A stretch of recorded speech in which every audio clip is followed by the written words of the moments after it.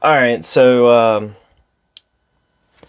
this week I'm going to be reviewing the HiFiMan HE5XX.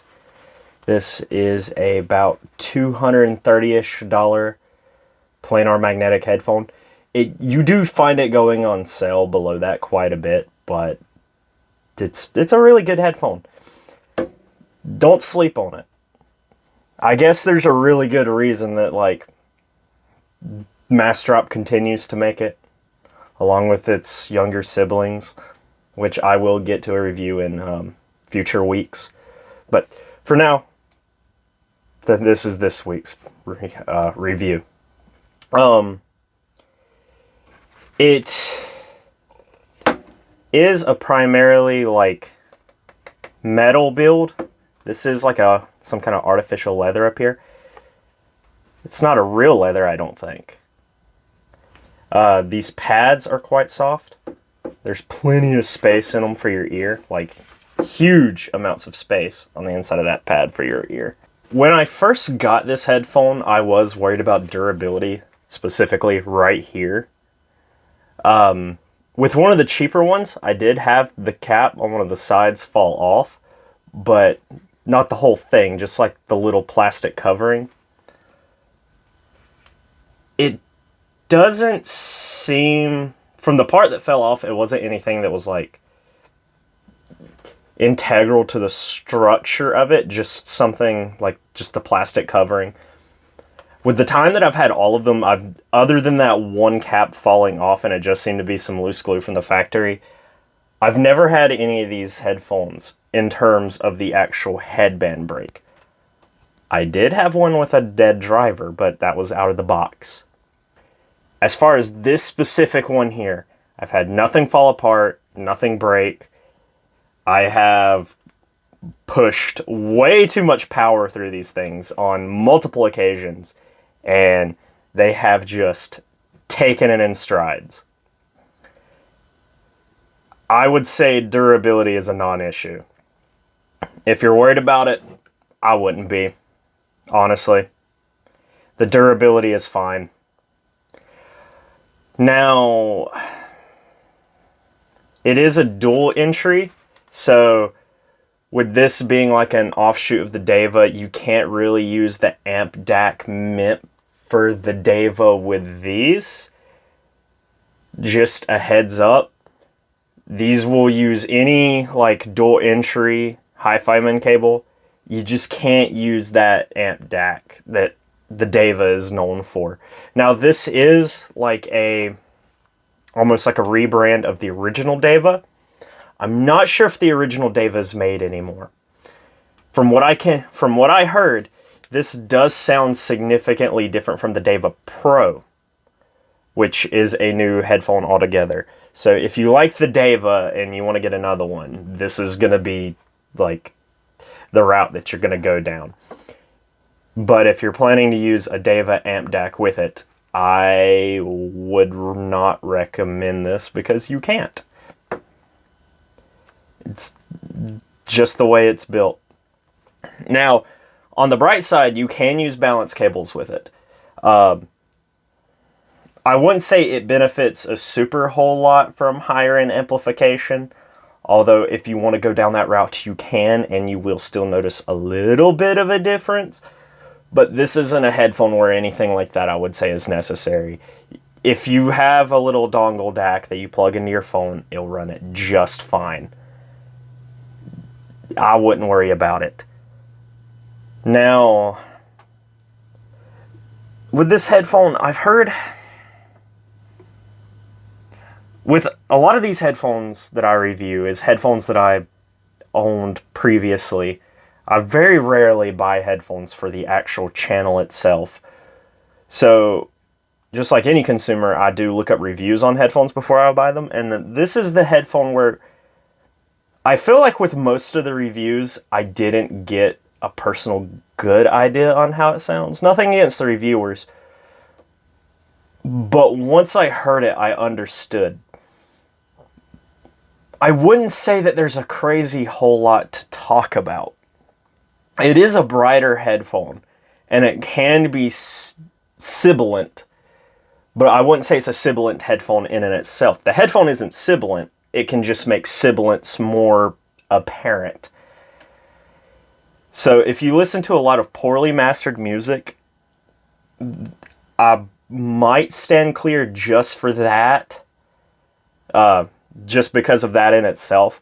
But honestly, if you're looking for something just a little bit brighter, I would go for it. There isn't really also a lack of detail in it, I would say.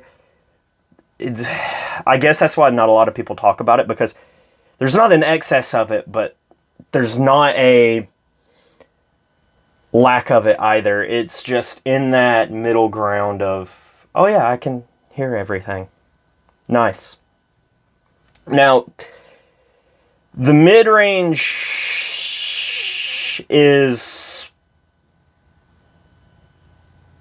bland. Not bland. Bland isn't a good word, because it's not bad. It's...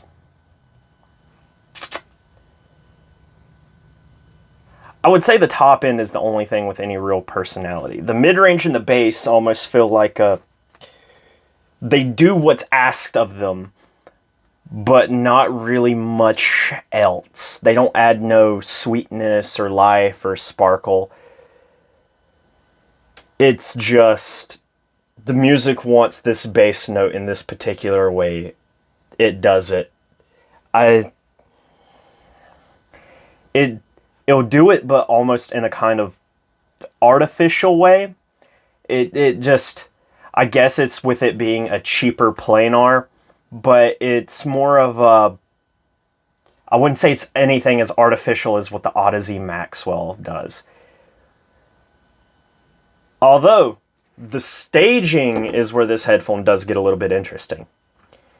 It is quite a wide staging headphone. Honestly, at this price point and under, I don't think I've heard much of anything that stages wider. I would say, honestly, out of all the headphones I own, the two headphones I heard that stage wider than these is probably the HD8XX and the AKG K7XX. And I feel like this is about as wide as you can honestly push out that staging without any major downsides or defects in the sound. You could argue that that bump in the treble is a downside, but honestly, I kind of like it. It just gives it that air that a lot of, I guess, more Harman-esque tunings lack, which I honestly love. It makes it a great do-it-all headphone, because even though with how wide the staging can get, it can do intimate stuff without sounding horrible, unlike the HD8XX. And it can do it all without sounding lifeless and boring like the AKG K7XX. It has this weird middle ground for headphones where I feel that most headphones are going to be great for music and then horrible for gaming. Or it's going to be great for gaming and horrible for music. And I feel like this is the thing that strikes that balance of being able to do both. If you don't have a whole heck of a lot of money to spend and you want something that's good, even for music on its own, I love these things. But for music and gaming, I would say like it hits that great balance where you can use it for both. In a previous video when I said not much else comes close to the HD8XX, this doesn't come close to it in gaming. But I would say out of everything I've heard, it's come the closest. So you almost get this sense of it can almost do no wrong. It just makes everything sound nice. Because most recordings are trying to sound nice. And this just plays just nicely with both music and gaming, just in a way that is almost trying to be accurate to the original source material, but because of the staging and I guess the treble, not quite there.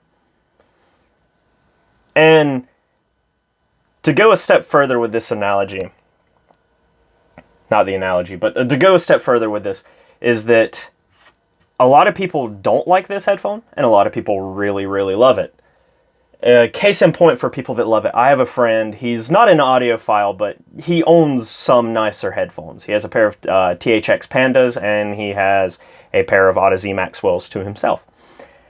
And he heard both this headphone and the Focal Lex, and he preferred this one.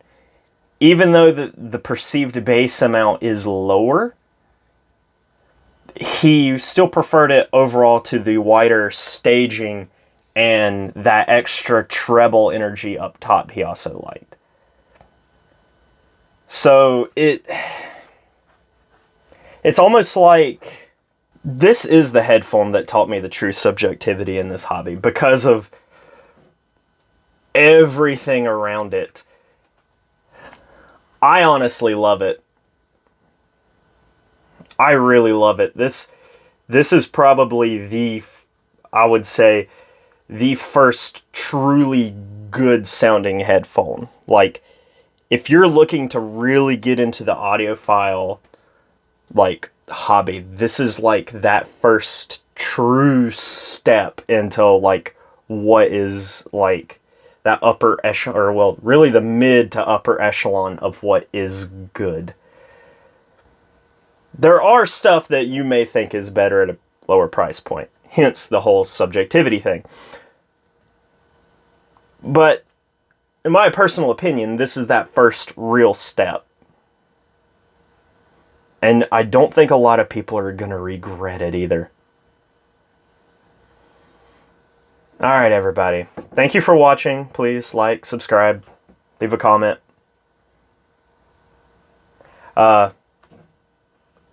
If there's anything you want me to try to review, I can try and get around to it.